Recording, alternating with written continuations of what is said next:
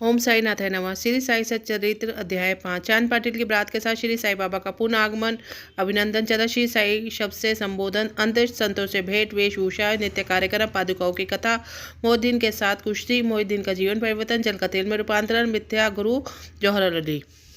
जैसा गत अध्याय में कहा गया है कि मैं अब श्री साई बाबा की शिरडी से अंत होने के पश्चात उनका शिरडी में पूर्ण आगमन किस प्रकार हुआ उसका वर्णन करूंगा। चांद पाटिल की बारात के साथ श्री साई बाबा का पुनः आगमन। जिला औरंगाबाद के धूप ग्राम में चांद पाटिल नाम एक धनवान मुस्लिम रहते थे। जब वह औरंगाबाद जा रहे थे तो मार्ग में उनकी घोड़ी खो गई। 2 मास तक उन्होंने उसकी खोज में घोर परिश्रम किया, परंतु उसका कहीं पता नहीं चला। अंत में वे निराश होकर जिनको पीठ पर लटकाए औरंगाबाद को लौट रहे थे। तब लगभग 14 मील चलने के पश्चात उन्होंने एक आम्र वृक्ष के नीचे एक फकीर को चिलम तैयार करते देखा, जिसके सर पर एक टोपी, तन पर कफनी, पास में एक सटका था। फकीर के बुलाने पर चांद पाटिल उनके पास पहुंचे। जीन देखते ही फकीर ने पूछा, ये जीन कैसी है? चांद पाटिल ने निराशा के स्वर में कहा, कहूँ मेरी एक घोड़ी वहाँ खो गई है और वह उसी की जीन है। फकीर बोले, थोड़ा नाले की ओर भी तो ढूंढो। चांद पाटिल नाले के समीप गए तो अपनी घोड़ी को वहां चलते देखा उन्हें महान आश्चर्य हुआ और सोचा कि फकीर कोई सामान्य व्यक्ति नहीं वरन कोई उच्च कोटि का मानव दिखलाई पड़ता है। घोड़ी को साथ लेकर जब वे फकीर के पास लौटे तब वे चिलम भरकर तैयार हो चुकी थी। केवल 2 वस्तु की आवश्यकता रह गई थी, एक तो चिलम सुलगाने के लिए अग्नि, द्वितीय साफी को गीला करने के लिए जल की। फकीर ने अपना चिमटा भूमि में घुसेड़ कर ऊपर खींचा तो उसके साथ ही एक प्रज्वलित अंगारा बाहर निकला और वह गारा चिलम पर रखा गया। फिर फकीर ने सटके से जो ही बलपूर्वक जमीन पर प्रहार किया तो ही वहां से पानी निकलने लगा और उसने साफी को भिगोकर चिलम को लपेट लिया। इस प्रकार सब प्रबंधन कर फकीर ने चिलम पी और तत्पश्चात चांद पाटिल को भी दे दी। यह सब चमत्कार देखकर चांद पाटिल को बड़ा विस्मय हुआ। चांद पाटिल ने फकीर ने अपने घर चलने का आग्रह किया। दूसरे दिन चांद पाटिल के साथ फकीर उसके घर चला गया और वहां कुछ समय तक रहा। पाटिल धूप ग्राम के अधिकारी था तथा बारात शिरडी ही जाने वाली थी, इसलिए चांद पाटिल शिरडी को प्रस्थान करने का पूर्ण प्रबंधन करने लगा। फकीर भी बारात के साथ गया। विवाह निर्बंध समाप्त हो गया और बारात कुशलतापूर्वक धूप ग्राम को लौट गई, परंतु वह फकीर शिरडी में ही रुक गया और जीवन पर्यंत वहीं रहा। फकीर को सही नाम कैसे प्राप्त हुआ? जब बारात शिरडी में पहुंची तो खंडोबा के मंदिर के समीप मालसापति के खेत के एक वृक्ष के नीचे ठहराई गई। खंडोबा के मंदिर के सामने ही बैलगाड़ियां खोल दी गई और बारात सब लोग एक एक करके नीचे उतरने लगे। तरुण फकीर को उतरते देखकर मालसापति ने कहा, आओ सही कहकर उनका अभिनंदन किया तथा अन्य उपस्थित लोगों ने भी साई शब्द से संबोधित कर उनका आदर किया। इसके पश्चात वह साई नाम से प्रसिद्ध हो गए। अन्य संतों से संपर्क। शिरडी आने पर साई बाबा मस्जिद में निवास कर लगे। वहाँ शिरडी में आने के पूर्व देवीदास नाम के एक संत अनेक वर्षों से वहाँ रहते थे। बाबा को बहुत प्रिय थे। वे उनके साथ कभी हनुमान मंदिर में कभी चावड़ी में रहते थे। कुछ समय के पश्चात जानकीदास नाम के एक संत भी शिरडी में आगमन हुआ। अब बाबा जानकीदास से वार्तालाप करने में अपना बहुत सा समय व्यतीत करने लगे। जानकीदास भी कभी कभी बाबा के स्थान पर चले जाया करते थे।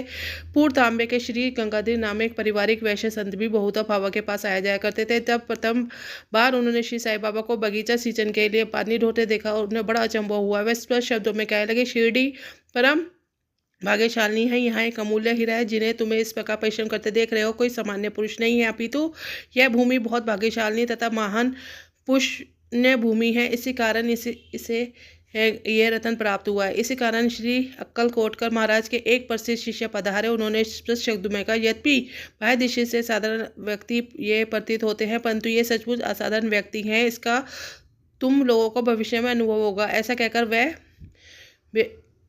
येवला को लौट गए। यह उस समय की बात है जब शिरडी बहुत ही साधारण सा गाँव हो गई थी। साई बाबा बहुत ही छोटी उम्र के थे।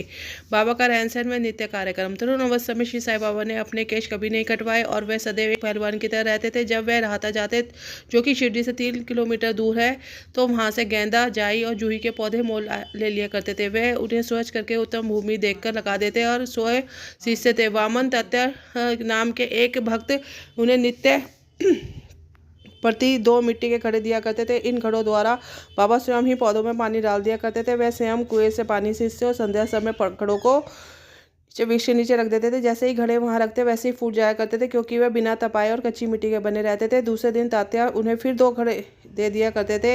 यह क्रम 3 वर्षों तक चला। श्री साई बाबा इस स्थान पर बाबा के समाधि मंदिर की भव्य इमारत शोभायमान है। यहाँ सैकड़ों भक्त आते जाते हैं। नीम वृक्ष के नीचे पादुकाओं की कथा। श्री अक्कलकोट कर महाराज के एक भक्त जिनका नाम भाई किशन जी अलीबागकर था, उनके चित्रकर नित्य प्रति पूजन किया करते थे। एक समय उन्होंने अक्कलकोट कर जाकर महाराज की पादुकाओं का दर्शन एवं पूजन करने का निश्चय किया, परंतु प्रस्थान करने के पूर्व अक्कलकोट कर महाराज ने स्वप्न में दर्शन देकर उनसे कहा कि आजकल शिरडी ही मेरा विश्राम स्थल है, तुम वहीं जाकर मेरा पूजन करो। इसलिए भाई ने अपने कार्यक्रम में परिवर्तन कर शिरडी आकर श्री साईं बाबा की पूजा की। वे आनंदपूर्वक शिरडी में 6 मास तक रहे। इस संपन्न की स्मृति स्वरूप उन्हें पादुकाएं बनवाई।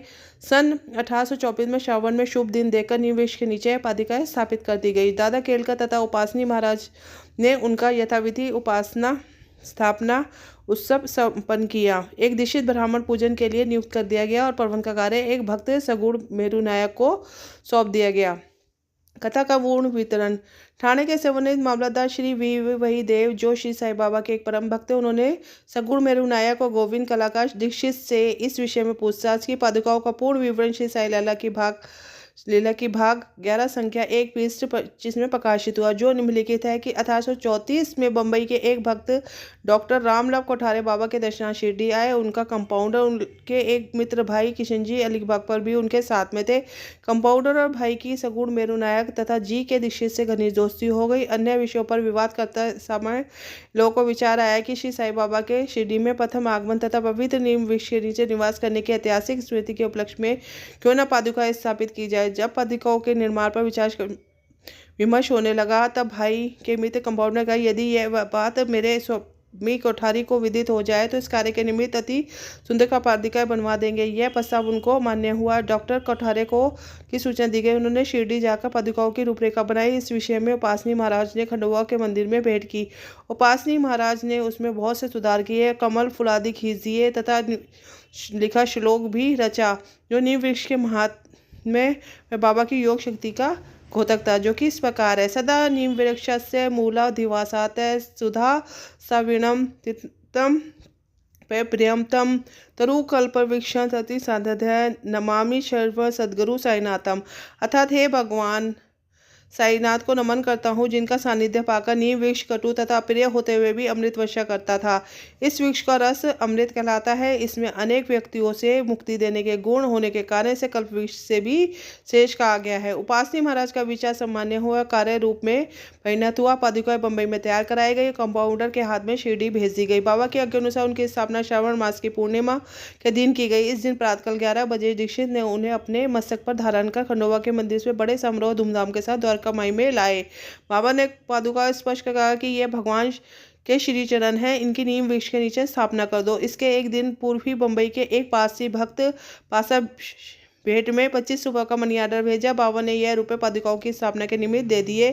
स्थापना में कुल 100 रुपये हुए, जिनमें 75 रुपये चंदे द्वारा एकत्रित किए गए। प्रथम 5 वर्षों तक डॉक्टर कोठारे दीपक के निमित्त 2 रुपये मासिक भेजते रहे। उन्होंने पादुकाओं के चारों ओर लगाने के लिए लोहे की छड़ें भी भेजी। स्टेशन से छड़ें ढोने और छप्पर बनाने कर 7 रुपये 8 आने सगुण मेरू नायक ने दिए। आजकल जरबाड़ी नाना पुजारी पूजन करते हैं। सगुण मेरू नायक नैवेद्य अर्पण करते तथा संध्या को दीपक जलाते हैं। भाई किशन जी पहले अक्कलकोट महाराज के शिष्य थे। अक्कलकोट जाते हुए वह सन 1834 पादुका स्थापन के शुभ अवसर पर शिरडी आए और दर्शन करने के पश्चात जब उन्होंने बाबा से अक्कलकोट कर प्रस्थान करने की आज्ञा मांगी, तब बाबा कहने लगे कि अरे कोटकर में क्या है, तुम वहाँ व्यर्थ क्यों जाते हो, वहाँ के महाराज तो यही है, मैं स्वयं है। यह सुनकर भाई ने अक्कलकोट जाने का विचार त्याग दिया।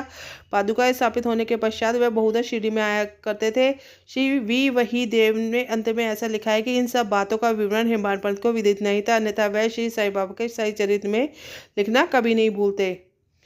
मोहिउद्दीन तमोली के साथ कुश्ती और जीवन परिवर्तन।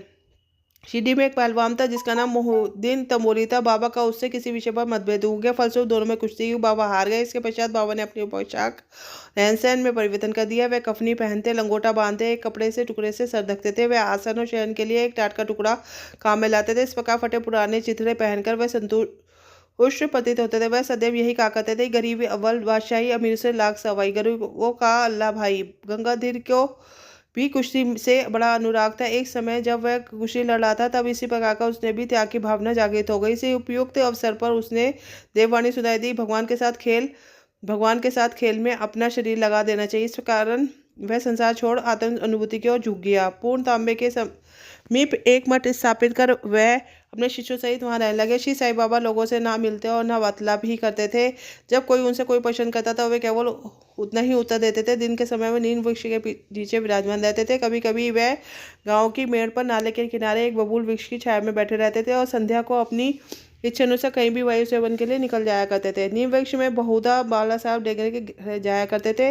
बाबा श्री बंगला साहब को बहुत प्यार करते थे। उनके छोटे भाई जिनका नाम नाना साहब था के द्वितीय विवाह करने पर कोई संतान नहीं थी। बाला साहब ने नाना साहब को श्री साईं बाबा के दर्शनार्थ शिरडी भेजा। कुछ समय पश्चात उनके श्री कृपा से नाना साहब के यहाँ एक पुत्र रतन हुआ। इसी समय से बाबा के दर्शनार्थ लोगों की अधिक संख्या में आना प्रारंभ हो गया और उनकी कीर्ति भी दूर दूर तक फैल गई। अहमदनगर में भी उनकी अधिक प्रसिद्धि हो गई। तभी से नाना साहब, चंदोरकर, केशव, चिंतनवन तथा अन्य कई भक्तों से शिरडी में आगमन होने लगा। बाबा दिन भर अपने भक्तों से घिरे रहते और रात्रि में जीर्ण शीर्ण मस्जिद में शयन करते थे। इस समय बाबा के पास कुल सामग्री चिलम, तंबाकू, एक टमलेल, एक लंबी कफनी, सिर के चारों ओर लपेटने का कपड़ा, एक सटका था जिसे वह सदा अपने पास रखते थे। सिर पर सफ़ेद कपड़े का एक टुकड़ा वह सदा इस प्रकार बांधते कि उसका एक छोर बाएं कान से सिर पीठ पर गिरता हुआ ऐसा प्रतीत होता मानो बालों का जूड़ा हो। हफ्तों तक तो वह इसे सोच नहीं करते थे। पैर में कोई जूता या चप्पल नहीं पहनते थे। केवल एक टाट का टुकड़ा ही अधिकांश दिन में के आसन का काम देता था। वह एक कॉफिन धारण करते और सर्दी से बचने के लिए दक्षिण मुख और धुनी तपते थे। वह धुनी में लकड़ी के टुकड़ों डाला करते तथा अपना अहंकार, समस्त इच्छाएं और समस्त कुविचारों को उसमें आहुति दिया करते थे। वह अल्लाह मालिक का सदा जीवा से उच्चारण करते थे। जिस मस्जिद में वह पधारे उसमें केवल 2 कमरों के बराबर लंबी जगह थी। यही सब भक्त उनके दर्शन करते थे। सन 1912 के पश्चात कुछ परिवर्तन हुआ। पुरानी मस्जिद का जीर्णोद्धार हो गया और उसमें एक फर्श भी बनाया गया। मस्जिद में निवास करने के पूर्व बाबा दीर्घ काल तक में रहे। वह पैरों में घुंघरू बांधकर प्रेमविल होकर सुंदर नृत्य गायन भी करते थे। जल का तेल में रूपांतरण।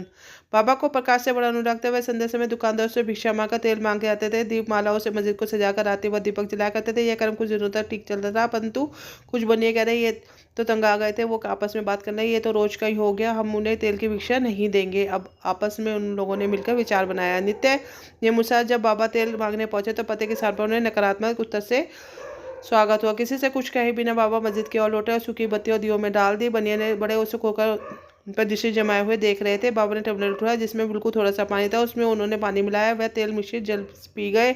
उन्होंने उसे पुनः टिन पान में उगल दिया और वही तेलिया पानी दियों में डालकर उन्हें जला दिया। उत्सुक बनियों जब दीपकों को पूरी रात जलता देखकर उनको बड़ा अपने किए हुए कार्य पर दुख हुआ। उन्होंने बाबा से क्षमा याचना की। बाबा ने क्षमा का भविष्य में सत्य व्यवहार रखने के लिए सावधान किया। मिथ्या गुरु जौहर अली। उपयोग वर्णिक उचित के 5 वर्ष पश्चात जौहर अली नाम एक फ़कीर अपने शिष्यों के साथ आता है। वह वीरभद्र मंदिर के समीप एक मकान में रहने लगे। फ़कीर निदान था। कुरान की आयतें उसे कंठस्थ थी। उसका कंठ मधुर था। गाँव के बहुत से धार्मिक और श्रद्धालु उसे पास आने लगे। उसका जैतों के आदर होने लगा। लोगों से आर्थिक सहायता प्राप्त कर उसे वीरभद्र मंदिर के पास एक ईदगाह बनाने का निश्चय किया। इस विषय को लेकर झगड़ा भी हो गया, जिसके फलस्वरूप जौहर अली राहता चौक शिरडी में आया और बाबा के साथ मस्जिद में निवास करने लगा। उसने अपनी मधुर वाणी से लोगों के मन को हल लिया था। वह बाबा को अपना शिष्य बताने लगा। बाबा ने कोई आपत्ति नहीं की और कर लिया, उसका शिष्य बना स्वीकार कर लिया। तब गुरु और शिष्य में दोनों पूर्ण राहता में आकर रहने लगे। गुरु शिष्य की योग्यता से अनभिज्ञ था, परंतु शिष्य गुरु के दोषों से पूर्ण परिचित था। इतने पर भी बाबा ने उसका कभी अनादर नहीं किया। पूर्ण लगन से अपना कर्तव्य निभाते रहे। उसी प्रकार उनकी प्रकार से सेवा की। वह दोनों कभी कभी शिरडी में आया करते थे, परंतु मुख्य निवास राहता में ही था। श्री बाबा के प्रेमी भक्त का दूर राहता में रहना अच्छा नहीं लगता था, इसलिए वह सब मिलकर बाबा को शिरडी वापस लाने के लिए गए। इन लोगों ने ईदगाह के समीप बाबा से भेंट हुई, ने अपने आगमन के हेतु बताया। बाबा ने उन्हें सब लोगों को समझाया, फ़कीर बड़े क्रोधी और दुष्ट स्वभाव के व्यक्ति है, वे मुझे नहीं छोड़ेंगे। अच्छा हो फ़कीर के आने के पूर्व भी आप लौट जाओ। इस प्रकार वार्तालाप हो ही रहा था कि फ़कीर आग पर इस प्रकार अपने शिष्य को वहाँ से ना जाने के उत्पन्न होते देखे वह बड़े कुट हो गए। कुछ वाद विवाद के पश्चात स्थिति में परिवर्तन हो गया। अंत में निर्णय हुआ कि फ़कीर व शिष्य दोनों ही शिरडी में निवास करें, इसलिए वह शिरडी में जाकर रहने लगे। कुछ दिनों के बाद देवीदास ने गुरु की परीक्षा की और उसमें कुछ कमी पाई। चांद पटेल के बरात के साथ जब बाबा शिरडी आए तो उसमें 12 वर्ष पूर्व देवीदास लगभग 10 से 11 वर्ष की अवस्था में शिरडी आए। हनुमान मंदिर में रहते थे। देवीदास सुडोल, सुनादर आकृति और तीक्ष्ण बुद्धि के थे। वे त्याग के साक्षात्कार अगाध ज्ञानी थे। बहुत से सज्जन जैसे तात्या कोटे, काशीनाथ व अन्य लोग अपने गुरु के समान मानते थे। जो लोग जौहर अली को उनके सम्मुख लाए। विवाद में जौहर अली बुरी तरह पराजित हुआ। शिरडी छोड़कर वे जयपुर को भाग गया। वह अनेक वर्षों के पश्चात शिरडी आया और श्री साईं बाबा के चरण बंदन की। उसका यह भ्रम वह स्वयं गुरु था और शिरडी साईं बाबा उसके शिष्य अब दूर हो चुका था। श्री साईं बाबा उसे गुरु समान ही आदर करते थे। उसका स्मरण कर उसे बहुत पश्चाताप हुआ। इस प्रकार श्री बाबा ने उसके प्रत्यक्ष आचरण से आदर्श उपस्थित अहंकार से किस प्रकार छुटकारा पाकर शिष्य के कर्तव्यों का पालन कर किस प्रकार आत्मबोध की ओर अग्रसर होना चाहिए। ऊपर वर्णित कथा म्यालसा पते के कथानुसार है। अगले अध्याय में रामनवमी का त्यौहार, मस्जिद की पहली हालत और ए पश्चात उसके जीर्णोद्धार इत्यादि का वर्णन होगा। इसी के साथ साईचरित्र का 5वां अध्याय पूर्ण होता है। श्री सद्गुरु साईनाथ अर्पणमस्तु। शुभम भवतु। साईनाथाय नमः।